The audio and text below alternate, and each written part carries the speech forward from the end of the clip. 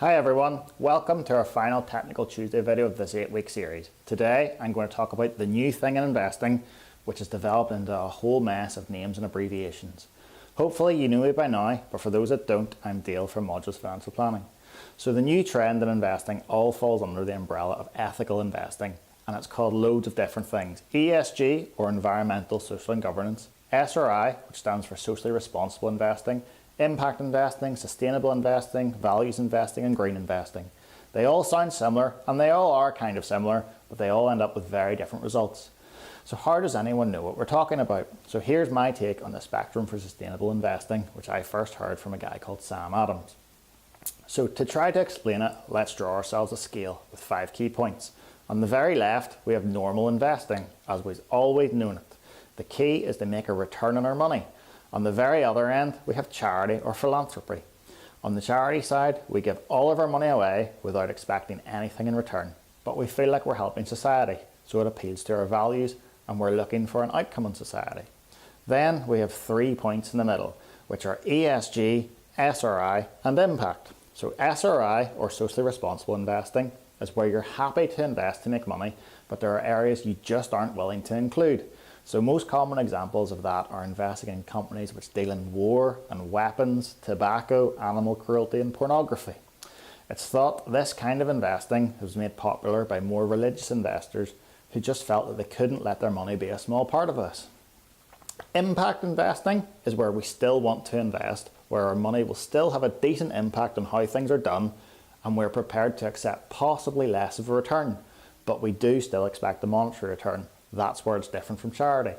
But it's based on directing your money into specific schemes or businesses which will invest in companies which will eventually be for the greater good. For example, investing in a company which will provide jobs and livelihoods to people in less developed areas, giving them a fair wage and letting them build themselves and their local environment up, rather than going as far as a charity and simply handing them food.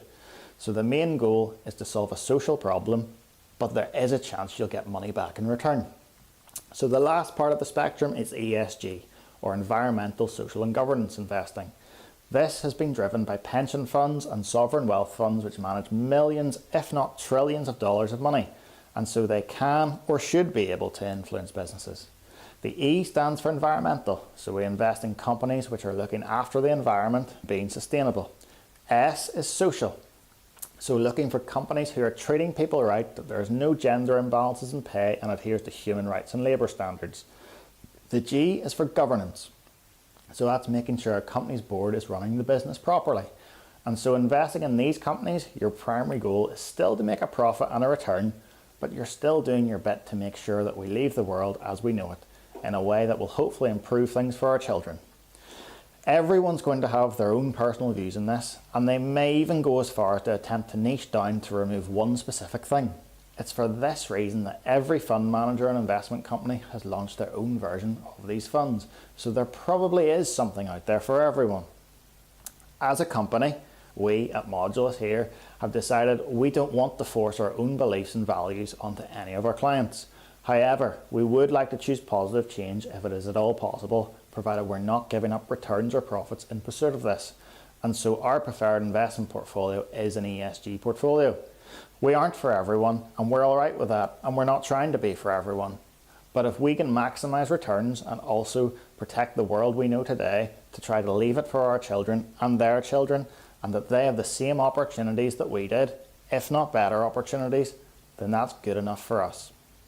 So hopefully that has been useful, and hopefully it's cleared up some of the jargon and the terms that the investment industry has made popular. So let me know if you have any more questions, or if this is something that you might be interested in finding out a bit more about. See you later.